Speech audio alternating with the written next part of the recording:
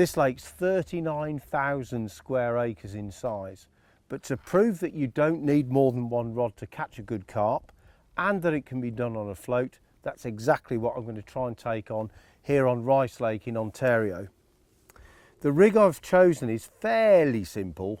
Basically, the bite indication is a float like this, which is fixed onto the line with a rubber sleeve. Now, I'm going to mess around with that later on to actually get the depth correct and set the float at the right depth, but we won't worry about that here. Then I've got some weights sliding, as you can see here, on a free running swivel type ring, and then a buffer, a swivel, and then the rig, which is basically 2 grains of maize and a grain of plastic maize, which is buoyant and will neutralize the weight of the hook and make the whole rig a little bit more sensitive to any carp. So there it is, very simple. Float fixed on the line, bottom end only with a rubber, a sliding weight on a little mini boom, a stop, and then the rig below, which is tied onto a swivel. And with that simple setup, I reckon I can catch a carp here.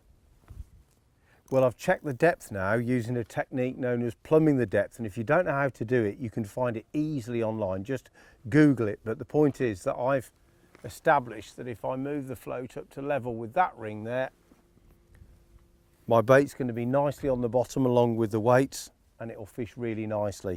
And casting this thing out is just a little underarm flick. Now, the area where I've baited up is really not very far out at all. And I'll show you.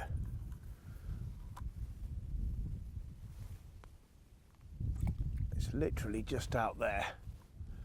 And I've been able to introduce that bait really quietly without the fish knowing about it.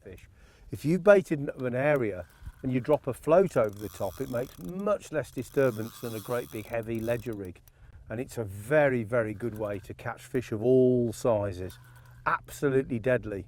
And if using 3 rods and plastering bait all over the place is a blunderbuss approach, this is the rifle shot. It's like a sniper's bullet. It's a brilliant way to do it.